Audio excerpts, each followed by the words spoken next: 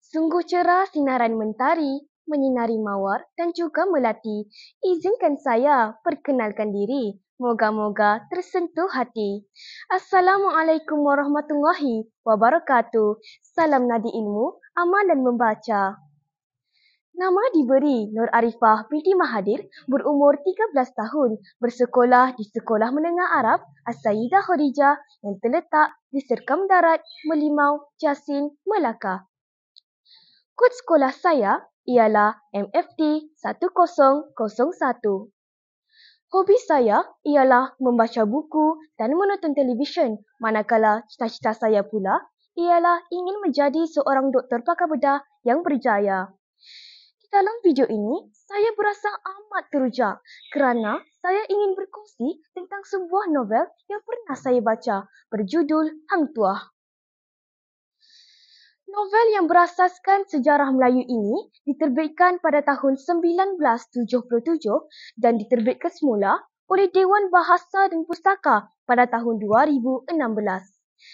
Novel ini juga ditulis oleh seorang lelaki yang hebat yang diberi nama Abu Zar.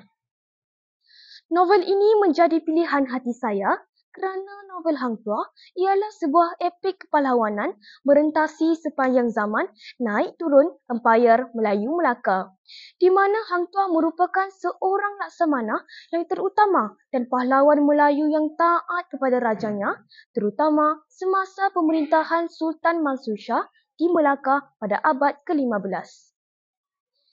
Di dalam novel ini, menceritakan tentang kehebatan Hang Tuah dan 4 orang sahabatnya iaitu Hang Jebat, Hang Kasturi, Hang Lekir dan Hang Lekiu terselah apabila menyelamatkan bendahara daripada seorang lelaki yang sedang mengamuk. Sebagai membalas jasa Hang Tuah dan sahabat-sahabatnya, bendahara telah mengambil mereka untuk bertugas di istana. Mereka telah menjadi perhatian Sultan sehinggakan Hang Tuah diberi gelaran Laksamana.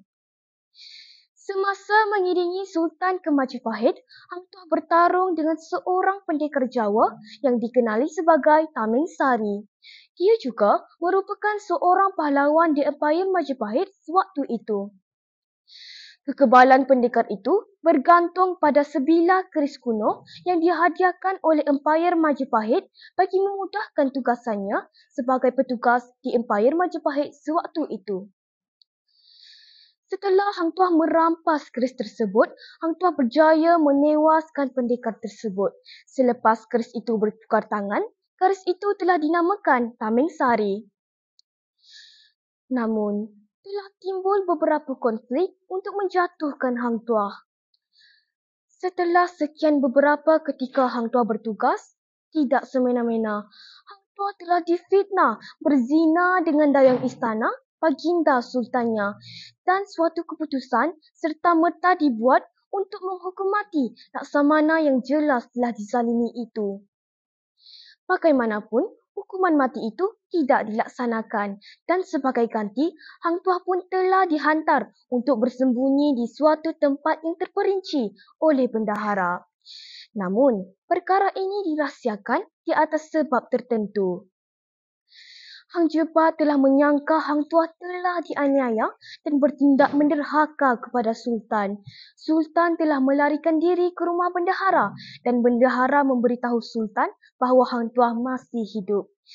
Sultan berasa amat gembira dan kesal atas perbuatannya dan memerintahkan Hang Tuah untuk membunuh Hang Jebat. Berlakulah pertarungan kerana Hang Tuah setia kepada Sultan. Selepas itu, Hang Tuah dan Hang Jebat pun bertarung selama 7 hari 7 malam. Lalu, Hang Tuah pun berhasil membunuh Hang Jebat dan juga berjaya mendapatkan semula keris Tameng Sarinya. Terdapat 4 nilai moral daripada kisah Hang Tuah ini. Yang pertama ialah nilai sosial tentang keberanian Hang Tuah dan teman-temannya dalam melawan musuh.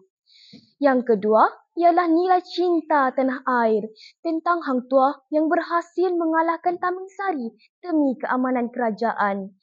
Yang ketiga ialah nilai kesetiaan tentang Hang Tuah yang menjadi laksamana yang setia dan dipercayai oleh Sultan.